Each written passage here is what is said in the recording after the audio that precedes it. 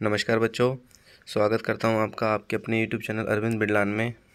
बेटा, आज जो हमारी वर्कशीट है वो असेसमेंट वर्कशीट आई है और वर्कशीट नंबर 7 है। विषय सामाजिक विज्ञान की वर्कशीट है, कक्षा 8वीं की वर्कशीट आई है। ठीक है, यहाँ पे आप बच्चे अपना नाम लिखेंगे, यहाँ पे आपके कक्षा अध्यापक का नाम लिखा जाएगा और 15/11/2021 की वर्कशीट है। ये वर्कशीट आप बच्चों को शिक्षा निदेशालय, राष्ट्रीय राजधानी क्षेत्र दिल्ली से भेजी गई है। ठीक है, तो जैसा वर्कशीट शुरू करने से पहले बेटा मैं एक चीज़ आपसे कहना चाहूँगा कि जो बच्चे चैनल में नए आए हैं वो प्लीज़ चैनल को सब्सक्राइब कीजिए। वीडियो पसंद आए तो लाइक कीजिए और दूसरे बच्चों को वीडियो ज़रूर शेयर कीजिए। ठीक है, ताकि उन बच्चों को भी फ़ायदा मिल सके। ठीक है, तो चलिए शुरू करते हैं। जैसे कि मैंने आपको बताया कि आज की जो हमारी वर्कशीट है वो असेसमेंट वर्कशीट है। ठीक है, तो यहाँ पे हमें एक प्रश्न दिया हुआ है जिसके 4 ऑप्शन दिए हुए हैं, तो हमें सही ऑप्शन पे टिक करना है। ठीक है, तो जैसे देखिए प्रश्न 1 में बोला गया है कि 2015 के नए संविधान के अनुसार नेपाल डैश देश बन गया।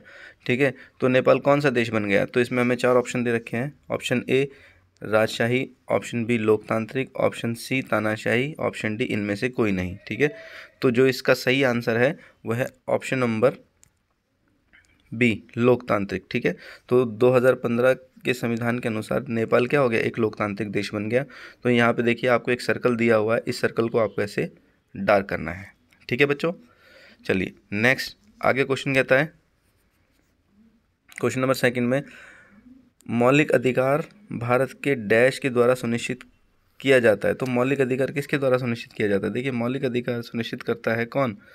देखिए यहाँ पे हमें 4 ऑप्शन दे रखे हैं। यहाँ पे हमें ऑप्शन दे रखे हैं राज्य सरकार, केंद्र सरकार, संविधान और इनमें से कोई नहीं। ठीक है, तो अगर हमसे पूछा जाता है कि मौलिक अधिकार भारत के डैश के द्वारा सुनिश्चित किया जाता है तो कौन सुनिश्चित करता है? ये हमारा संविधान मौलिक अधिकारों को सुनिश्चित करता है। तो ऑप्शन नंबर बी जो है इसका सही जवाब है। ठीक है, तो ऑप्शन नंबर बी सेकंड का सही उत्तर है कि मौलिक अधिकारों को सुनिश्चित करने वाला क्या है? संविधान है। नेक्स्ट प्रश्न नंबर 3 में देखिए कहता है भारत में तीसरे स्तर की सरकार कहा जाता है। तो तीसरे स्तर की जो सरकार होती है इसको क्या कहा जाता है? देखिए option A panchayat Raj, option B राज्य सरकार, option A panchayat Raj, option B केंद्र सरकार, ऑप्शन सी राज्य सरकार, ऑप्शन डी बी और सी दोनों। तो जो इसका सही आंसर है बेटा वह है ऑप्शन नंबर ए, पंचायती राज को तीसरे स्तर की सरकार कहा जाता है। ठीक है, हमारे देश में सरकार के जो है वो 3 स्तर होते हैं। ठीक है बेटा, 3 स्तर पे सरकार होती है। तो पहले स्तर पर जो होती है वो केंद्र सरकार होती है, केंद्र सरकार। दूसरे स्तर पर राज्य सरकार,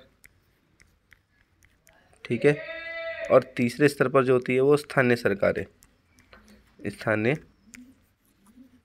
सरकार होती है। ठीक है, तो जो सी का जो थर्ड का जो सही आंसर है वो है पंचायत राज को तीसरे स्तर की सरकार कहा जाता है, ऑप्शन नंबर सी।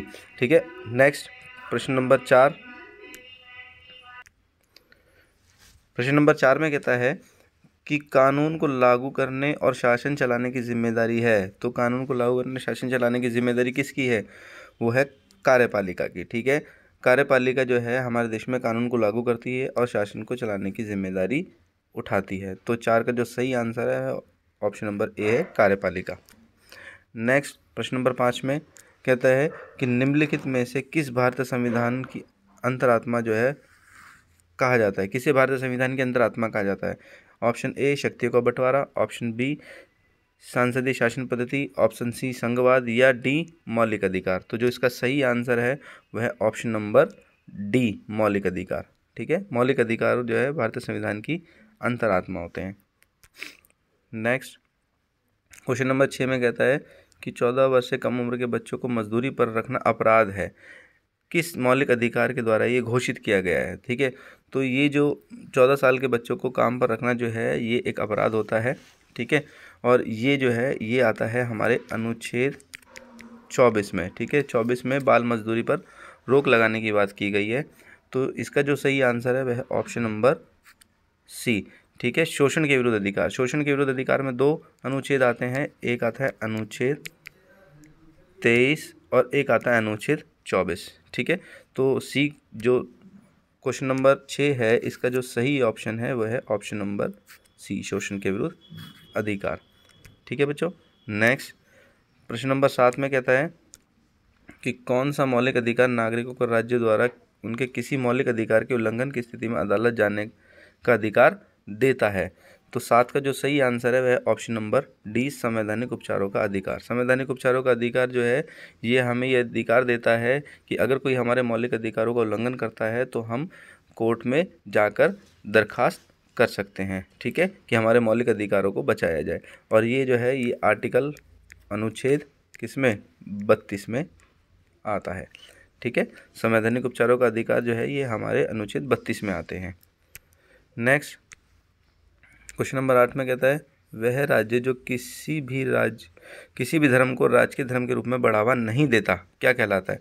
मतलब वो राज्य जिसका अपना कोई धर्म नहीं है, जो सभी धर्मों को बराबर मानता है और धर्म को राजकीय धर्म के रूप में बढ़ावा नहीं देता, तो वो कौन सा राज्य कहलाएगा। वो कहलाता है ऑप्शन नंबर ए, धर्मनिरपेक्ष राज्य, ठीक है। तो धर्मनिरपेक्ष राज्य हम बोल सकते हैं कि भारत क्या है, भारत एक धर्मनिरपेक्ष राज्य है, ठीक है, ठीक है। क्यों? क्योंकि भारत जो है ये सभी धर्मों को बराबरी का अधिकार देता है, सभी धर्मों को बराबर लेकर चलता है, किसी भी तरह का धर्म में भेदभाव नहीं समझता है, ठीक है। तो ऑप्शन नंबर 8 का जो सही आंसर है वह है ऑप्शन नंबर ए। नेक्स्ट 9 से प्रश्न नंबर 9 में देखिए, 9 में बोला गया है, यहाँ पे हमें 2 दे रखे हैं, कथन ए और कारण आर, ठीक है। तो कथन क्या कहता है कि भारत एक धर्मनिरपेक्ष राज्य है, बिल्कुल ठीक है, जैसे कि मैंने अभी आपको बताया था कि भारत क्या एक धर्मनिरपेक्ष राज्य है। आर क्या कहता है, कारण भारतीय राज्य किसी एक धर्म को राज्य धर्म के रूप में बढ़ावा नहीं देता, ये भी बिल्कुल ठीक है। तो हम इसमें क्या कर सकते हैं, हम इसमें देखिए क्योंकि जोड़ सकते हैं, है ना। तो भारत एक धर्मनिरपेक्ष राज्य है क्योंकि भारतीय राज्य किसी एक धर्म को राज्य धर्म के रूप में बढ़ावा नहीं देता है, ठीक है ना। तो दोनों ही हमारे कारण और कथन क्या है, सही है, और कारण की सही व्याख्या जो है कथन कर रहा है, ठीक है। तो जो इसका सही आंसर है वह ऑप्शन नंबर ए, ठीक है बच्चों। तो option number A is the right answer.